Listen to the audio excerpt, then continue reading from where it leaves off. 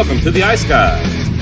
This is the show that takes you into the world of the National Hockey League. Every game, every day, from a betting perspective.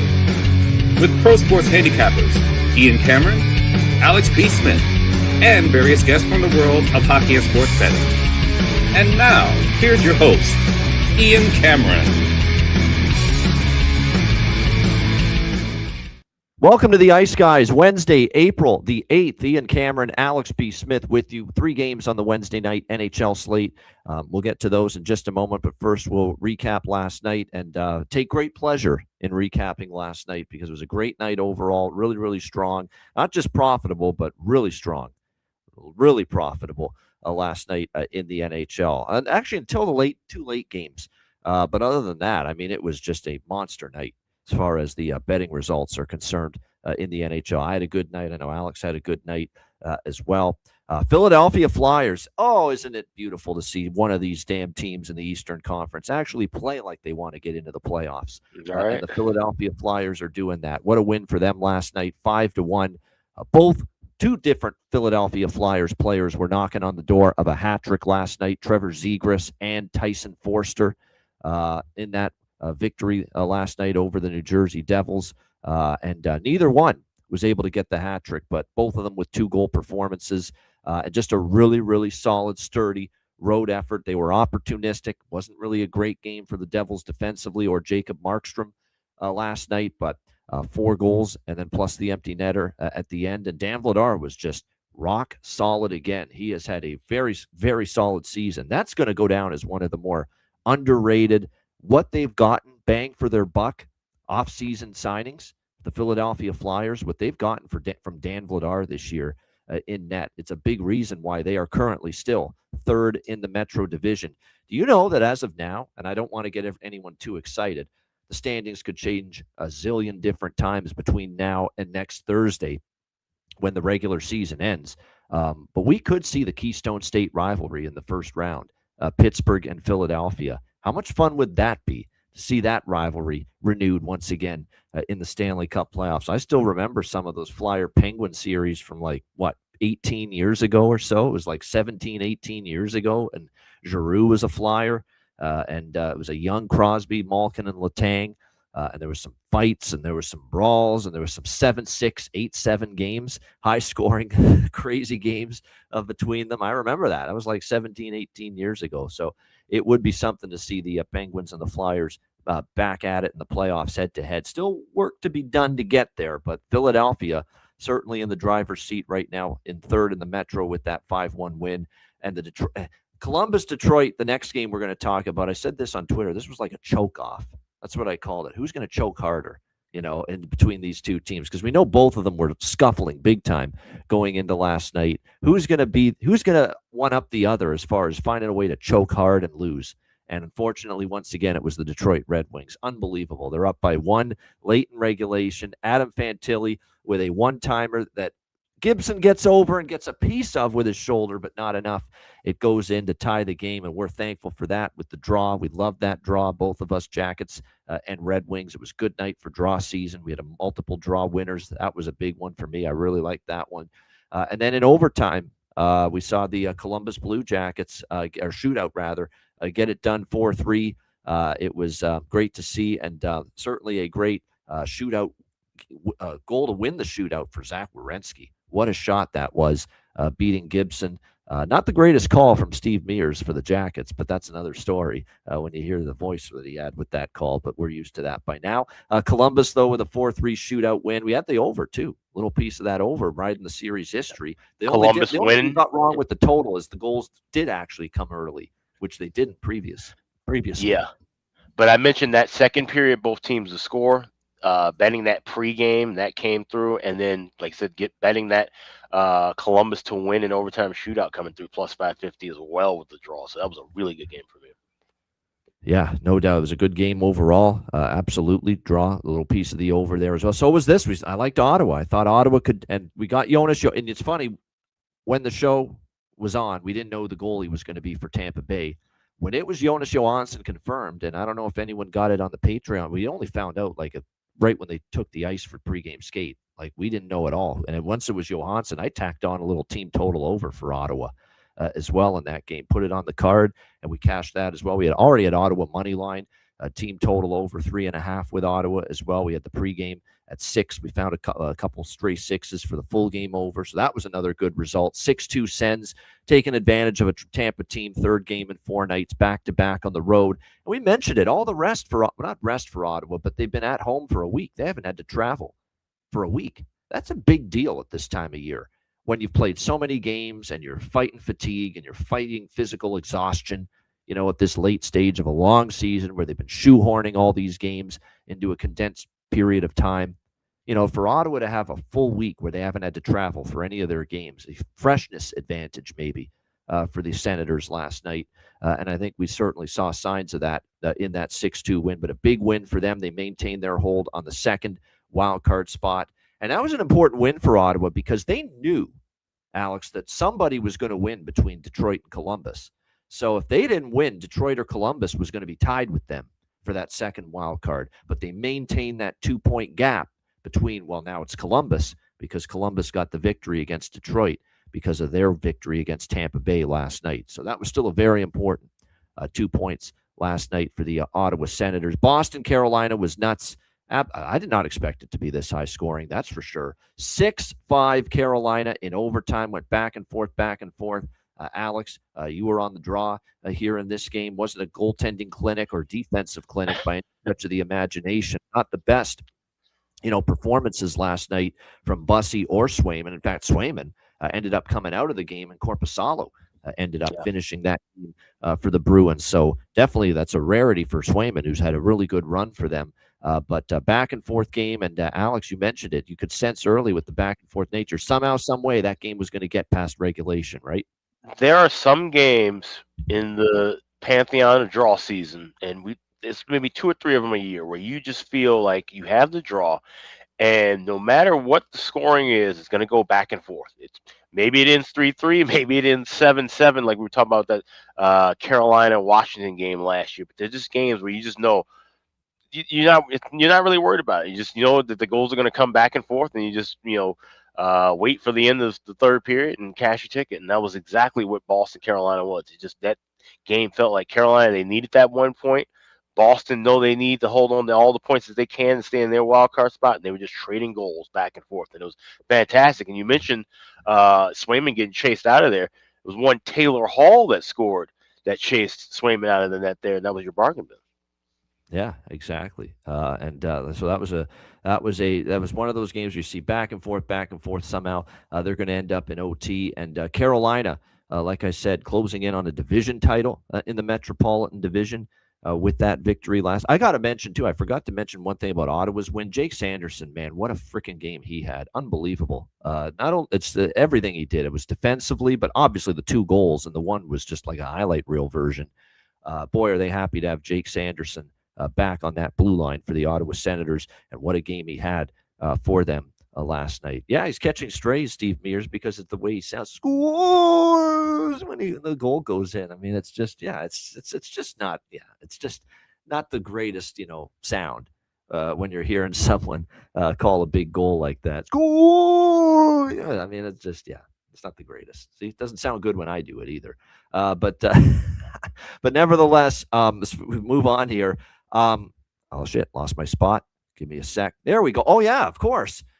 My best bet back from the dead to cash in. Montreal team total over. My goodness. They looked just off and a little, I don't want to say flat, but here's the problem with Montreal.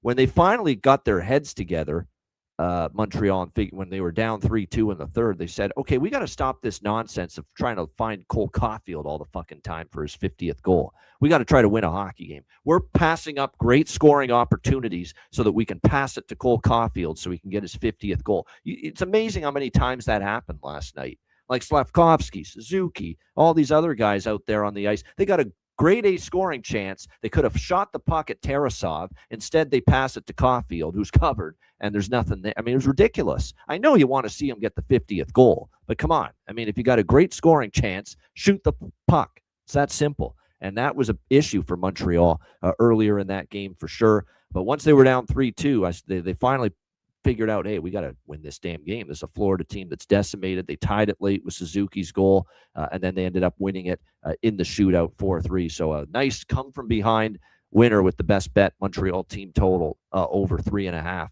in that one for me, with the Habs comeback 4-3 victory over the Panthers. 5-2 Minnesota. They beat a dead as a doornail Seattle team, although Seattle did get the first goal, but couldn't sustain it. Back-to-back on the road, kind of faded as that game went on. First period over. We talked about it with Seattle. It's a 13-2 or something now. Actually, I think Jonathan said it was 15. 16-2 now. Yeah. 16-2 run for Seattle first period over. So you got to keep riding that throughout the rest of the regular season, especially because Seattle has really fallen defensively. No question about it. Like, they're giving up 5 goals plus recently in every game, like it's going out of style.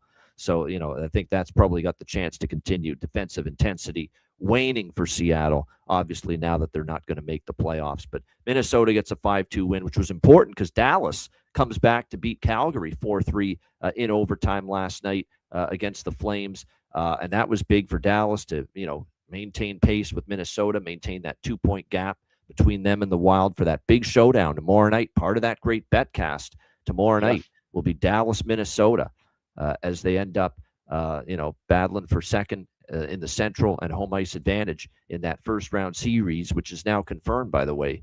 Minnesota, Dallas. Finally, we knew it for months it was going to be Minnesota, Dallas, but it is finally officially official last night that it's Wild Stars in the first round. Just a question of who's going to get home ice advantage. You had the best bet with Colorado first goal, first period. Got the job done late in that first period. And then added another one in the last minute with Marty Necas, Nichushkin and Necas. Nichushkin got a shorty early in the second period, and it felt like St. Louis was really swimming upstream from that point on. And Colorado was just the better team anyway. They outshot St. Louis 37-19. So nice win for the Avs. And guess what? Talked about it on the show for weeks. 1 up, 1 down with the Avs.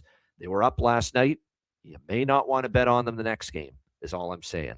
That's what we've been seeing from the Colorado Avalanche here of late. I'll probably look first goal, first period, or first period goal for whoever they're playing next. That's kind of been the MO lately for the Avs. They get their win, pressure's off, we get the coach off our back, but still, there's not a lot on the line now. We're going to win the division, and now the next game, they'll slough off again because that's been the pattern for the Avs. And Alex, congrats on that best bet. Yeah, that was a nice one to hit. And like I said, take care of business now. And they've got the Z next to their name. So they're pretty much getting everything. You got the division and wrapped up, the conference wrapped up, President's Trophy on the way. So, yeah, this may be a time to fade Colorado, possibly the rest of the season until round 1, game 1. Yeah, no question. And this was the last game for me that was phenomenal. And then we had a couple of games that didn't go our way late, but this one was just, this Utah first period overrun. My goodness. I didn't even put the game, didn't get till that game until like 6 minutes into the first period, and it was already 1-1. The first period over had already cashed. So that's 11 straight first period overs now for the Utah Mammoth. And I think it's a 7 or 8 in a row full game over streak for the Utah 7 in a row. Mammoth. Yeah. 7-0. Yeah. So like I said, they're just over everything overs right now with the Utah Mammoth. And it's a combination of their offense is red hot. Logan Cooley being back is really what's taken that offense to another level. They've been really good offensively since they got Cooley back. But the defense has kind of taken a step back. And Vejmelka was freaking awful last night. He's damn lucky Andre Tourigny didn't yank his ass out of the net. Some of that shit last night was embarrassing. Rebound control. What the hell was that one rebound? He spit right back out, and then it goes through the wickets on that horrible rebound he gave up right in the slot to Edmonton in the third period. I would have pulled him then, but somehow he finished the game. It's probably, they don't want to. They don't play tonight, so it wasn't a back-to-back. So it's just, I would have maybe made a switch to Vanacek, but I'm not the coach. It was a rough night for Vanacek, but the fact they won, in spite of what Vejmelka played like, was saying something about Utah. Horrible penalty in overtime. No, horrible penalty to take. It was a good call, but it was just a bad penalty to take by Matt Savoy. And two short-handed goals, too, for Utah. That can't happen on the road if you're Edmonton and you hope to win a game like that. But what a game it was. It was so great, Alex, to see the Delta Center just absolutely on fire, rocking in that game last night with the towels, the whiteout thing motive that they had going on last night. That was something to see. They're ready to see their team in the playoffs, and boy, their team is closing in on getting there. Listen, we grew up as NBA fans watching the Utah Jazz. That building can get absolutely insane. And to see that for hockey was just fantastic. Like I said, the whiteout carrying over now to, well, I guess the third installment of this franchise, if you will, in a sense. But like I said, they're ready for playoff hockey, and at least the fans are. The team, maybe not so much, because like you said, if you look at both of these teams last night, they have flaws, and they have flaws that can be exploited in the postseason. When you have, like I said, Edmonton giving up two shorthanded goals to a team that, albeit is fairly young as far as playing this kind of intense hockey, right? This is a group that, the former Arizona Coyotes, other than that 2020 bubble playoff, a lot of these guys don't have that much, uh, playoff experience playing in those kind of games. But for them to hang on and still be able to trade goals with an Edmonton, a team that we know has a vast amount of playoff experience, that says a lot. But like I said, Vemelka, not the guy you want to roll on in a 7-game series. I've said this since he entered the league. He looks like a middle of the road goalie at best, and last night was not one of his best performances for sure. He's going to have to play a lot better once the playoffs roll around, and that's the thing when you got a guy like Turney who's been riding him for really the last 2 seasons. I mean, this guy plays every damn game, it seems like, for Utah. He wants to play like an old school goalie, but you have to understand and run the risk of, you're going to give up some soft goals. You might have some off nights. So maybe we see him get some rest down the stretch before the playoffs begin. But like I say, yeah, that was not a good night for Karel Vemelko. And this was all the rage last night. We'll put the photo of it on the screen right there. Yeah, meet the Mammoth. That was the Utah Mammoth designed Zamboni that was brought out during the intermissions last night. The Mammoth is what they were calling it. So there you go. That was getting all kinds of praise last night, which is basically, Zamboni in the shape of a tusk, Utah Mammoth mascot, if you will. So they were all excited about that. I think they mentioned it a couple of times on the broadcast last night, but yeah. They did. Exciting. Yeah. You're right. I mean, obviously 97 and 98, the NBA finals, you remember Chicago, Utah, and you're right. That building obviously would get very, very loud for the Utah Jazz, and they are loud right now for the Utah Mammoth. So that game was great because we had Utah team total. We had the first period over, the full game over. So that was a great draw. Had to draw that was a great result. The last two games disappointed me. I thought Vegas would light up Vancouver, giving up 4 goals, in their sleep lately. But you got to give Topo Chico, give him credit, Tolopilo, for Vancouver. He was very good last night. Very, very good. 28-11 were the shots for Vegas, but he played a really solid game.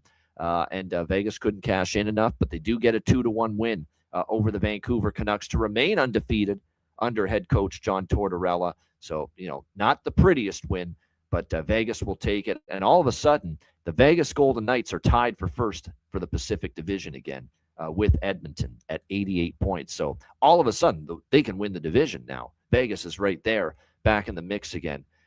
I thought the Anaheim Ducks a couple weeks ago were in great shape to win the division. That is no longer the case. Another disappointing, disheartening loss last night to the Nashville Predators. Blanked 5-0 in their own building by, of all people, Justus Oninen for the Nashville Predators, who actually continues to play very well the last month or two, much better than he did early in the season. And I can't tell you how great he was last night. Like, it was unbelievable, some of the saves he made. 43 shots. I can't even rip Anaheim. People are excited and thinking I'm going to rip Anaheim. I can't even do that, other than they just are snake bit right now. They're just not clinical. They're not surgical enough around the net. How am I going to rip a team that outshot the opponent 43-25 last night? Like, Anaheim played a better game, and they still didn't get the result. That's what hurts. They actually, now the last couple of games they've lost, they didn't play well. They played awful and lost. I can't say they played awful last night. I mean, they had 43 freaking shots.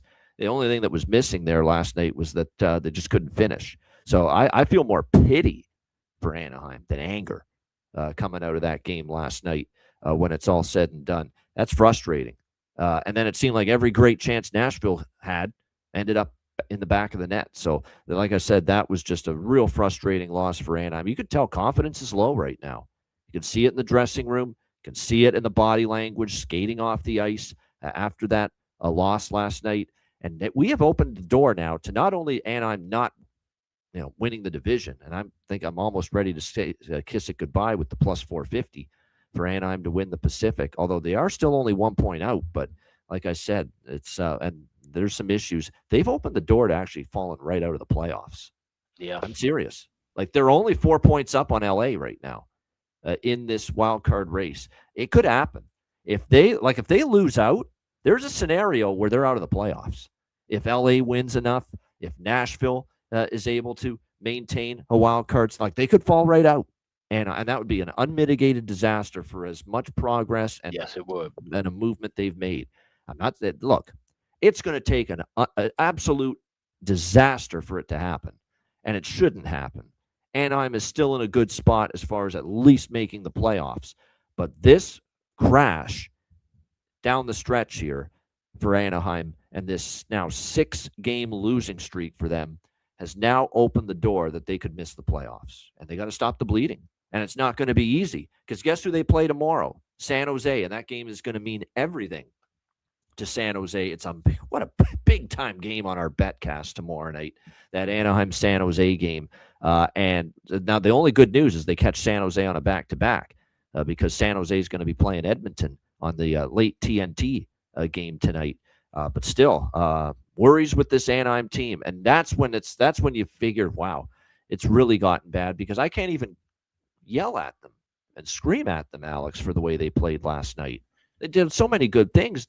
Puck just wouldn't go in the freaking net. And sometimes when you're scuffling and you get the chances and you dominate, you're doing all the right things, but you're not winning, you grip the stick tighter, and you're just not as surgical with your finishing touch. Your finishing puck touch just is not there when you're scuffling and your confidence is low. That's where we're at, Alex, right now with Anaheim. Yeah, and you got to remember, this is a team that won a lot of games coming from behind, a lot of overtime games. They had a lot of puck luck go their way to get to this point and to get to where they were, leading this division at one point in time. But this whole Pacific Division is an unmitigated disaster. And like you said, the fact that we're talking about Anaheim 2 weeks ago, oh, yeah, they should be able to win the division. Now we're talking about them possibly, 2 games, 3 games here or there, and they can be out of the playoffs. That's an absolute mess. And it's, like I said, it's not all on Anaheim in a sense. This is just, puck luck, how the way the puck bounces. And you have a game like that, Justus Annunen having a fantastic game and stepping up for his team, and a team that, they're trying to make the playoffs as well. So, you have these moments late in the season where, things just bounce one way or the other. And like I said, it's not so much that Anaheim's just playing dog shit hockey. It's just they're not getting the right bounces at times. And so now they have to, muster up and find a way to get some wins, get some points here, and secure their position in the playoffs. Yeah. 8D for the Ducks last night with their injuries. Yeah, exactly. You got Olin Zellweger, Ian Moore playing forward. Not a good sign. Yeah, because they got to simplify their approach right now. Pucks at the net at all situations, and look for traffic, rebounds, take the vision of the goalie away. That's what Brian Hayward was saying in the post game after that Nashville Anaheim game ended last night, saying, hey, you just got to simplify your game when the puck's not going. And yeah, they miss Cutter Gauthier so bad. I didn't think they'd miss him this much. We knew he was playing great and scoring left and right, but boy, oh boy, do they, especially on the power play, do they miss him and that rocket of a shot. And everything he can do offensively, because this guy is like almost a 40-goal scorer this year out of your lineup. And I knew they would miss him a bit. I still thought they had enough offensively, but it's being proven right now, Alex. They really do miss Cutter Gauthier quite a bit. Definitely. And that's the thing, when you talk about young teams, we've been talking about how this team has grown all season long, guys who emerge and become those key players that you can't play without, like the Blackhawks. Connor Bedard's off the ice. That team is completely different, and that's what it seems like to be now with Anaheim. There's a gut check for them, and they are young. Let's keep that in mind. But there's a gut check for them now this final week. Like, they got to stop the bleeding. Yeah, definitely. Yeah, and it's not easy to do it with a young group when your confidence is just at the fucking bottom of the totem pole right now. That's where it this is. is where once again Quenneville is going to have to come through in a big way and restore some confidence in them with those practices and moving forward in these last few games. Absolutely. No doubt. That's going to have to start Thursday night in a massive Pacific Division showdown with San Jose tomorrow night. That will be a big focal point of the late portion of our betcast tomorrow night, no question. And last but not least, I forgot to mention this when we were doing the Eastern Conference games. Buffalo, Montreal, and Tampa Bay end the night in a dead heat. 3-way tie for first in the Atlantic Division, and they all have the same amount of games left. How about this race going down to the wire? Lightning, Habs, Sabres for first in the Atlantic Division. And guess who plays each other tomorrow night on the betcast in another massive game? Montreal and Tampa Bay. How about that? I mean, this betcast, man, I don't know what more I can tell you. Be there. That's all I can say. Yeah. Be there. Yeah. Yeah, it's going to be a massive night for sure. Looking forward to it, no question. Big games galore. But before we get to there, we've got to get through Wednesday night. We have 3 games on tap. We will start. And yes, I appreciate the kind words there in our chat there from, missed it, Willie the Cherry. Ice Guys won me a lot of money last night. Thank you. Appreciate it. That's what we try to do. Yeah, we certainly try to do that. It's not going to be that great every night, but like I said, we certainly try to give you profitable nights and try to stack more of them than not. That's the goal for any bettor, any handicapper. All right, Buffalo Sabres, New York Rangers. Buffalo minus 140, road favorite, 6 the total. I don't want to bet against the Rangers. I don't want to. I'm done doing it. With what we're seeing from them right now. I mean, they're playing with great energy, this infusion of youth and young prospects, and they've got a ton of them now in this Rangers lineup. They've made them a better offensive team. They made them a faster team. I mean, they're a much faster team from what I've seen the last several days to the last couple of weeks with these new faces in the lineup.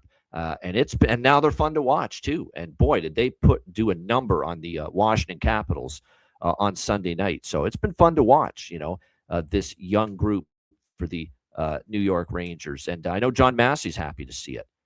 John's talked about, how much he's enjoyed seeing the more fun to watch with all this youth movement in the lineup. It's fun to watch Gabe Perreault.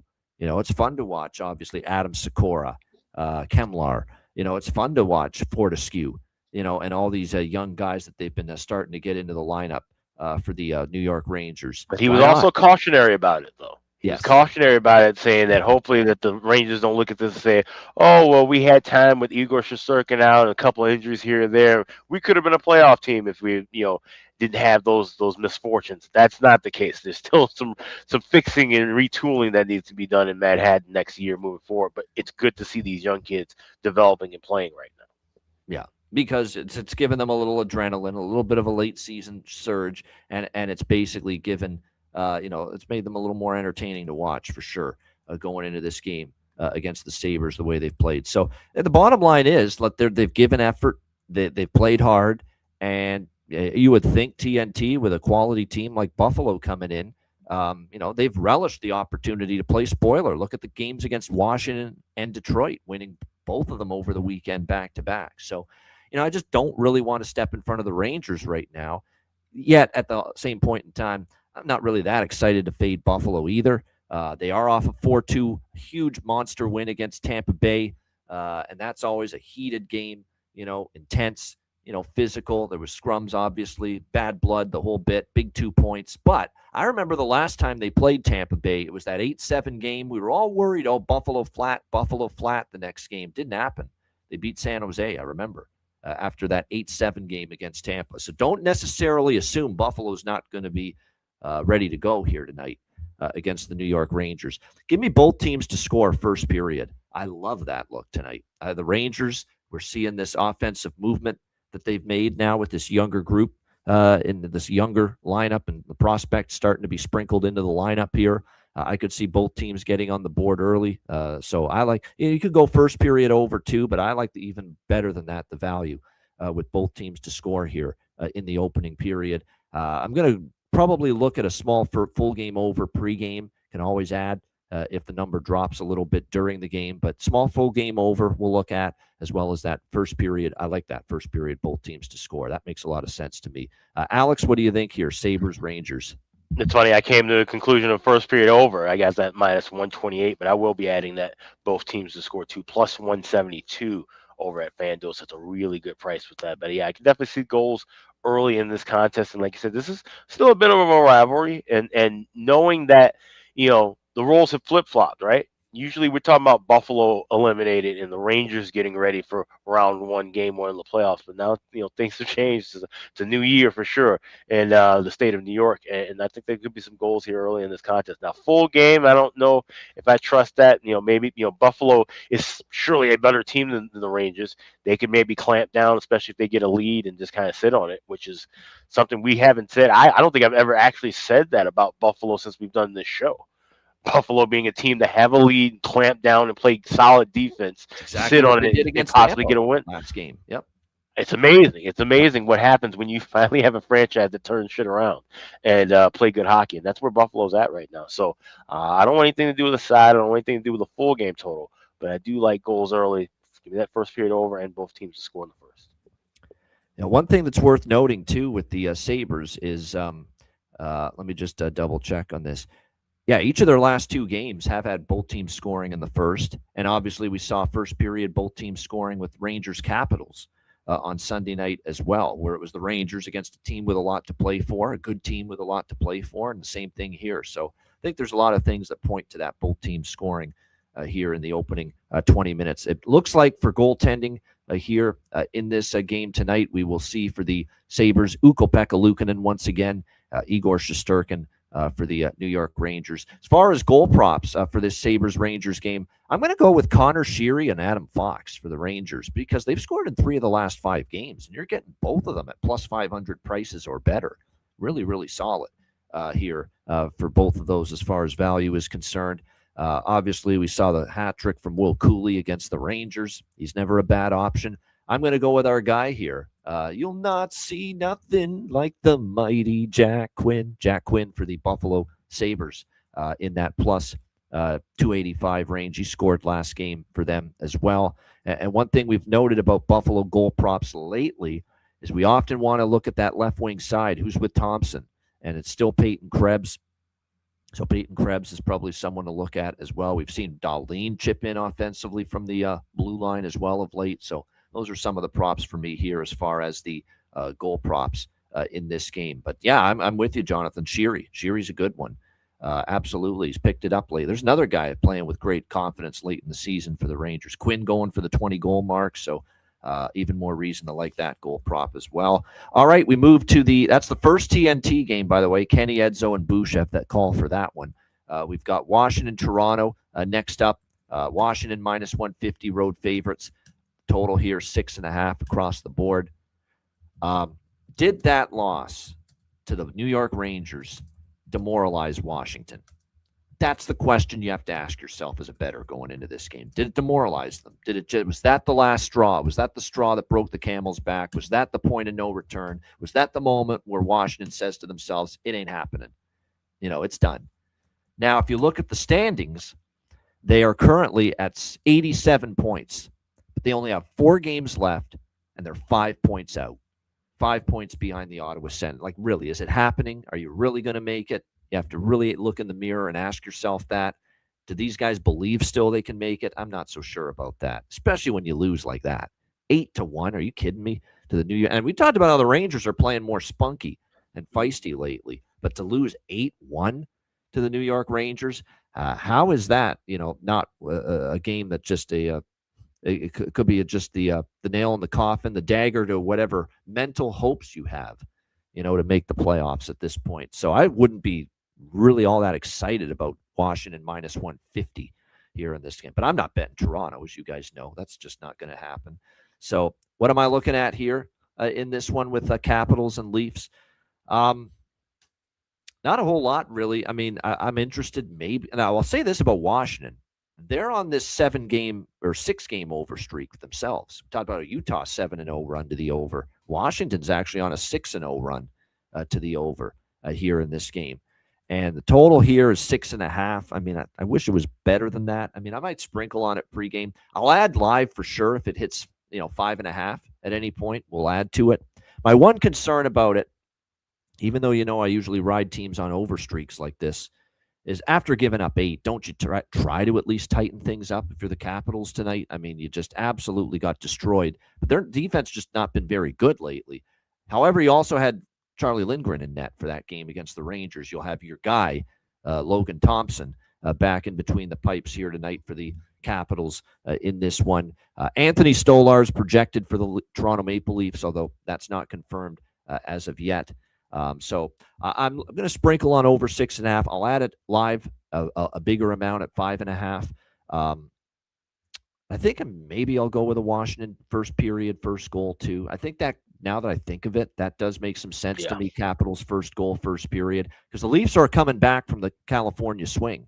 Remember, they wrapped up the California trip Saturday night in LA with that crazy game where they lost in overtime 7-6. So they could be a little, slow of foot out of the gate, a little, flat-footed. It's like coming back from the West Coast. Those are not great spots usually for a team playing that first home game after they've been on the West Coast. So I think that's enough reason here, even with my concerns about where the headspace is for Washington, to still take the first goal, first period on the Capitals here tonight. Alex, what do you think here? Washington, Toronto. Yeah, this is a playoff game for Washington. If you're going to stay alive, you have to win this game. You have to get 2 points, and you need to get it done in regulation against a bad team like Toronto. But I'm just not comfortable backing them in a full 60-minute effort. I am on first goal, first period, plus 110. Like you said, that's more predicated on Toronto just coming back off that long road trip. I'm sure, like you said, they're getting ready for all their vacation plans and things of that nature. So this is a spot where, Washington needs to jump on them early, and they need to sustain the pressure for a full 60 minutes to get 2 points here. Because, like you said, right now you got the Eels coming behind you, all those eliminated teams, but you get 2 points and you're right back in the mix. With the way Detroit's falling out, the way Columbus is still kind of falling out. You still have life. You still have legs here, but you got to get a win here. It's the most important game of the season for the Caps. But I'm going to go with first goal, first period. Just keep it simple with that, plus 110. All right, there we go. Yeah, I think that's the best bet if you want to back Washington here, is that first goal, first period. Jonathan saying if you're trailing in that first 20 minutes, you're down 1-0, 2-0 to Toronto in the first 20 minutes. The season's pretty much over. Yeah, no doubt. And I can see the air coming out of their sails in real time too. So this is definitely one to watch and maybe look for some live looks, because if Toronto can, badger this team early and get goals, I think we might just see Washington just kind of fall over, and there may be, spots where we can get Leafs to score the next goal and just pour it on them, especially being at home, the way that their season's ended, to give the home fans something to cheer for. So this could be one of those games where you see some variance where either Washington steps up and delivers, or they fold, and you still find some value with Toronto live. No doubt. Goal props. There are some great prop angles to talk about in this game. Tom Wilson just harasses Toronto. So I wouldn't talk anyone out of Tom Wilson tonight for the Washington Capitals. It could be Ovechkin's last game in Toronto. I mean, Ovechkin was very open in a conversation, an interview I think he did with John Walton, who's the radio voice of the Capitals, saying, I'm going to think about it. I'm going to need time. It's not going to be until in the summer, before I make a firm decision whether I'm coming back next season or not. And he's done a nice job against the Leafs. Dylan Strome is a local kid. Connor McMichael has scored in back-to-back games, and Alex used him as a bargain bin special on Sunday night, so he's worth a look. And I'm going to bet them both. And you know who I'm talking about. The Protas brothers. And yes, the Protas brothers.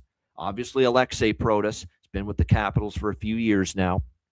Pretty good offensive player, pretty good goal scorer. But making his NHL debut tonight after he was called up from Hershey a couple days ago, Ilya Protas, Alexei's brother, is going to make his NHL debut tonight, and look at his numbers down in the American Hockey League.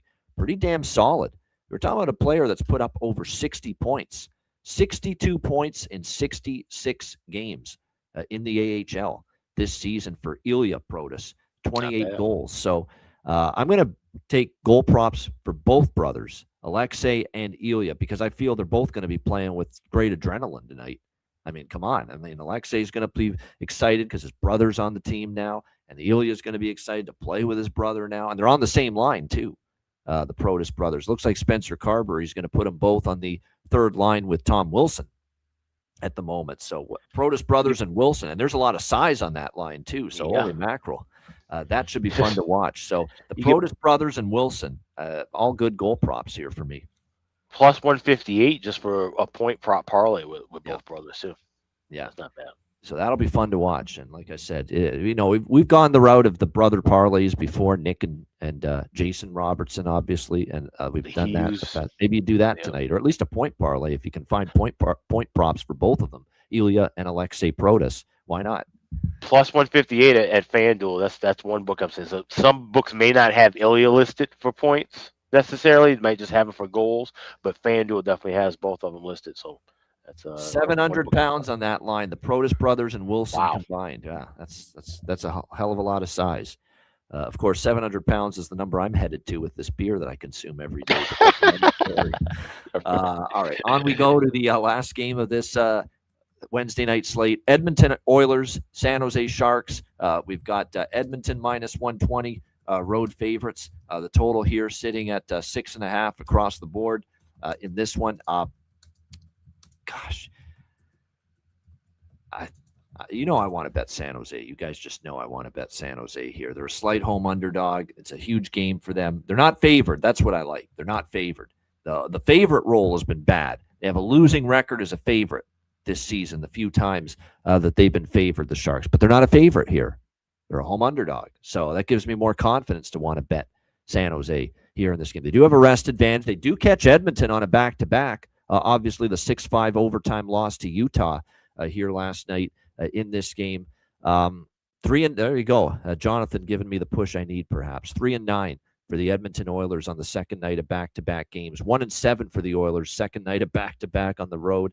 Yeah, I think I will. I think I'll do Sharks and split it with team total. That's often what I do now. That's what I did last night with Utah, but really more toward the team total, and obviously they put 6 on the board. Now, that was Jari, and Jari, once again, was a little shaky. Let's put it that way. Now, they didn't defend well either. You can't be giving up 2 shorthanded goals. I mean, I don't want to put it all on Tristan Jari. They didn't play well, but like I said, I think definitely you could see, even with Ingram in net here on the back, at least most likely it is probably going to be Connor Ingram. You could see San Jose still being able to do some damage. It's Alex Nedeljkovic in net. This is the right move for Warsofsky because Ask About Me has kind of hit a stumbling block lately. Whereas Nedeljkovic has allowed 2 goals or less in 3 straight starts, and 3-0 San Jose in all 3 of those games. 2 goals against in a win against Columbus, 1 goal against in a win against Toronto, 2 goals against in the win against Chicago the other night. So Nedeljkovic he's been the better goalie lately than Askarov. So this is the right call for Warsofsky to put Nedeljkovic in there. Now the dilemma is going to be tomorrow night when they play Anaheim. Let's say Nedeljkovic plays well and they win. You're going to be tempted to probably go right back to Nedeljkovic again, even though it's because, look, Askarov hasn't been great lately for San Jose. So that's going to be the interesting angle here. Yeah, I'm with you, Jonathan, on the over by Fecta here. Over 1.5. I do like that first period over. Isn't San Jose been trending first period over anyway? They're another team that's had a lot of first. Now, the last game did, the Chicago-San Jose game. That one did not go over in the first period, but a lot of the ones previously did. So I like that first period over. And Jonathan's making a good point that all 3 head-to-head Edmonton-San Jose games this year have had at least 3 goals in the first 20 minutes. So you could go with that alt first period over at 2.5 if you think it could hit 3 once again. That's not a bad find. What I can tell you is they played each other 3 times this year, and I know I've had the over in pocket each time. 4-3 Edmonton in overtime in Edmonton, January 29th. 5-4 San Jose at the Tank, February 28th. And March 17th, it was 5-3 Edmonton. So all 3 games went over first period. All 3 games went over in the full game. My one concern is Edmonton tries to play low and slow tonight, and there's been Ingram's games have been going under a little bit lately. So that's the one little area of concern that I have, but series history says you got to look first period over, full game over. So I will, and I'll also go Sharks money line, team total over split. And with what's on the line and these teams in their own little races right now, Edmonton, of course, in their own race, trying to win the Pacific. San Jose in their own race, just trying to get into the playoffs as a wild card. Give me the draw, because both teams will want to secure a point if we're tied late. Not to mention, we did see all 2 of the 3 games decided by 1 goal this season between them. Alex, what do you think here, Oilers Sharks? Yeah, I grabbed this draw actually last night, plus 325. You still get plus 322 over at Bet Online. But like I said, these are 2 teams that desperately need that 1 point secured for sure. Sharks, I'm going to take a little dabble with them. Like I said, at even money. Also take a little dabble, plus 550 for them to win in overtime or shootout. But like I said, this has to be a huge game for them. And like I said, the Nedeljkovic is the right call. And net, Askarov obviously will become the better goalie over due time. He'll be the number 1 guy, but you got to go with the veteran. I think in these big games, and Nedeljkovic certainly, I think is the better choice of these 2. And like I said, with that, catching Edmonton on the second night of back-to-backs, they've been just up and down team like everybody else in this Pacific Division. You don't know if just because they have the lead now in the division race that they're going to all of a sudden just play like they, classic Edmonton Oilers. They still have issues. They still have flaws. And I do have a bargain bin from this game as well involving the San Jose side on this one. But like I said, I think they can get the win here. So I will have a little piece of them on regular money line, a little piece for them to win past regulation. But my favorite play here is the draw, plus 322. Yeah, this is a good draw look. I agree with that. Francesco, I feel bad for you. Yeah, that's what I warn people. I lost my parlay off Seth Jarvis shots after hitting Montreal team total over and Columbus Detroit draw. And you were right, Ian. I thought I had won, and they took a Jarvis shot away from me. Hideous, criminal. That's why I don't bet them. I don't bet shot props for that reason. The way they can rip you off at any moment. Not to mention, half the time when I've seen a shot taken away from me, I feel that the shot that was taken away was a legit shot on goal too. Oh, usually, yeah. So it's tough, man. Just all I can tell you, Francesco, is tread lightly as far as making shots on goal part of your parlay selections. That's all I can tell you, because that nonsense happens all the time. Unfortunately, but it's true. Happens all the time. Really unfortunate. Good friend Velu in the chat. Playoffs going on for the Finnish league and the Swedish hockey league. There we go. Yeah, exactly. The playoffs have already started over in Europe, so they always get a head start on North American hockey for sure. As far as props for this game, I mean, like I said, it's basically we're rotating the same cast of characters that I'm always targeting and circling for goal props for Edmonton. That would be Podkolzin. That would be Savoy, because both of them are with McDavid, Roslovic, Kapanen. They're both with the Nuge on the second line. I mean, that's who you stick to pretty much. Those are the ones you want to rock with as far as forward goal props last night. And then for San Jose, kind of the same. I mean, we've talked about Graf. I still think Colin Graf's a good look tonight with Celebrini and Will Smith.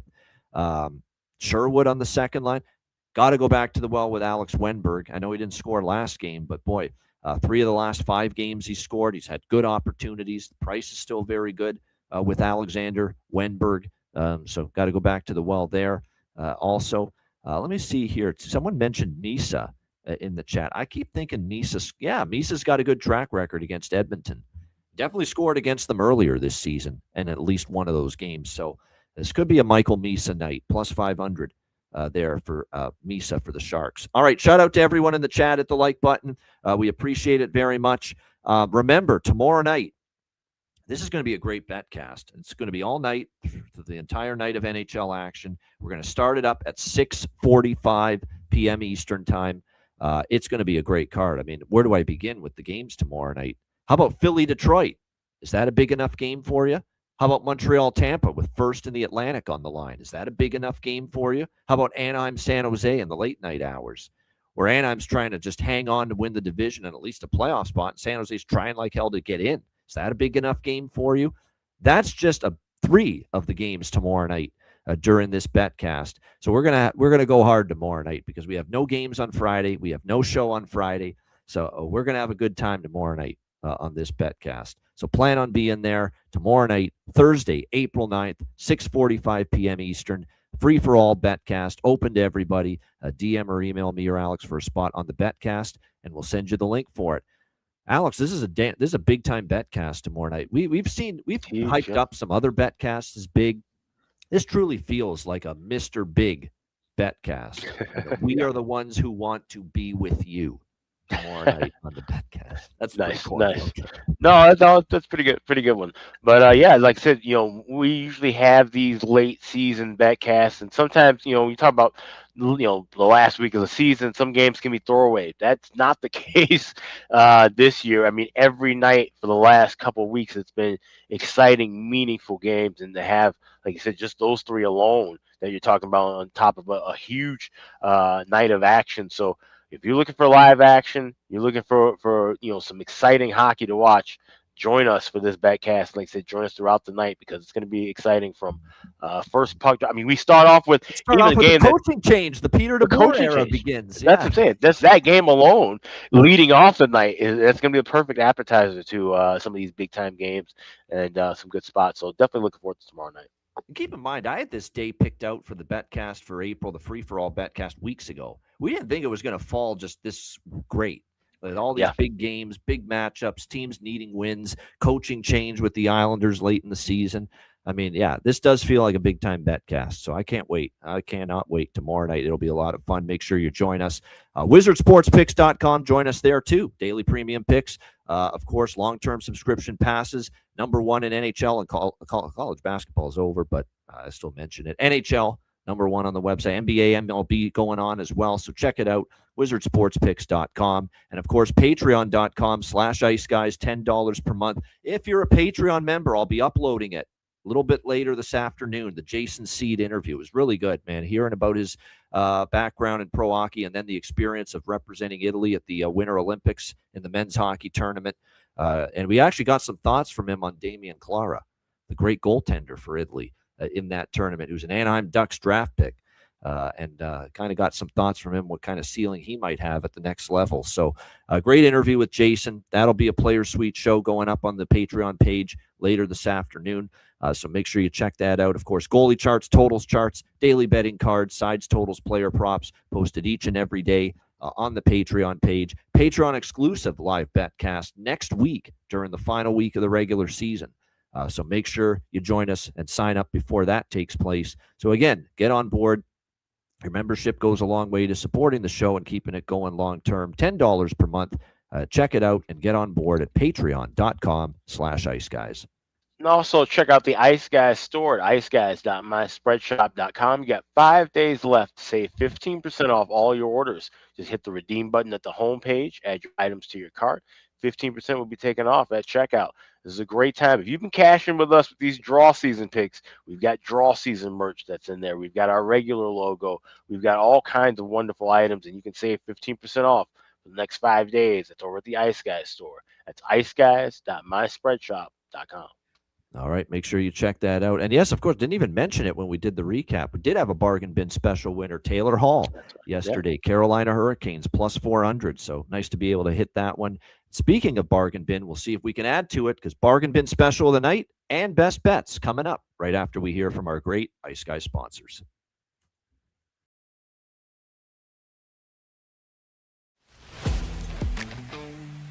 Wizard Sports Picks, featuring the finest handicappers in the universe.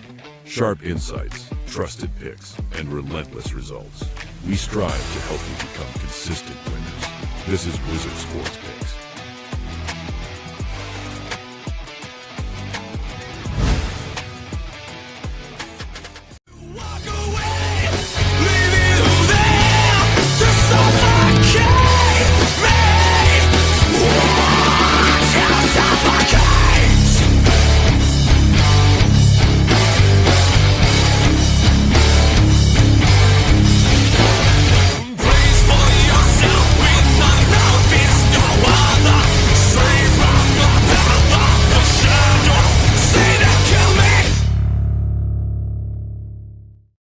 All right, bargain bin special of the night. As mentioned, Taylor Hall got us one on the board last night. We'll see if we can add to it for this 3-game Wednesday night slate. Alex, we'll start with you. Bargain bin special of the night.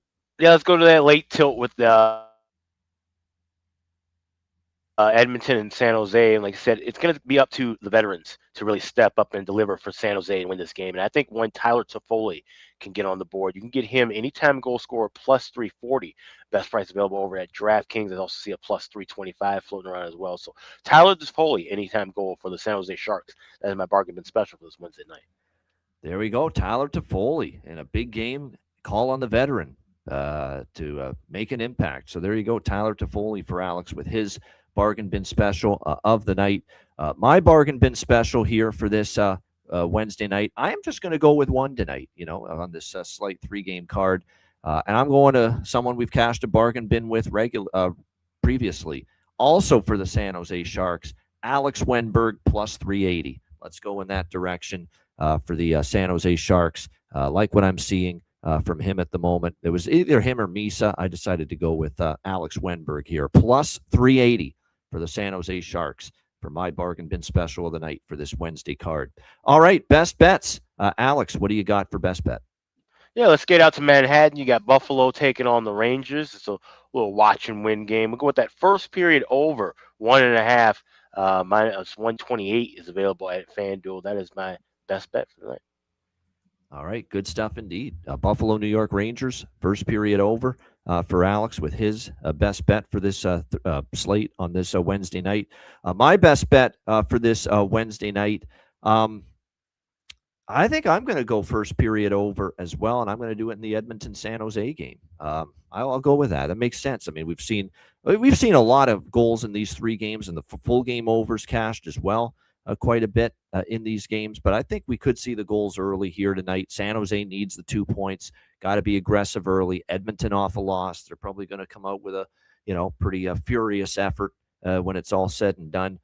So we'll go with the minus 140, the best price available. You could always wait in game on this if you prefer, but we'll go with that for best bet. Edmonton, San Jose, first period, over 1.5, minus 140. Of course, Jonathan mentioned how all 3 meetings have had 3 goals in the first period this season, at least 3. So you could even go alt team total over 2.5 in the first period if you like. But officially for best bet, we'll go with that Edmonton, San Jose, first period, over 1.5, minus 140.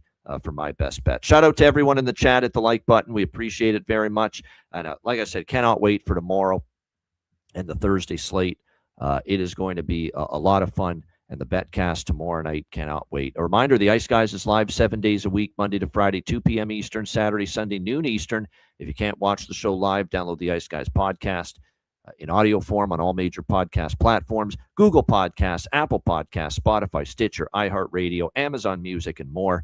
Download the Ice Guys podcast when you can't watch the show live. For Alex B. Smith, I'm Ian Cameron. Have a great Wednesday night. Enjoy the games and good luck. We are back for a monster Thursday and the Daily Ice Guys show Thursday at 2 p.m. Eastern right here on the Ice Guys.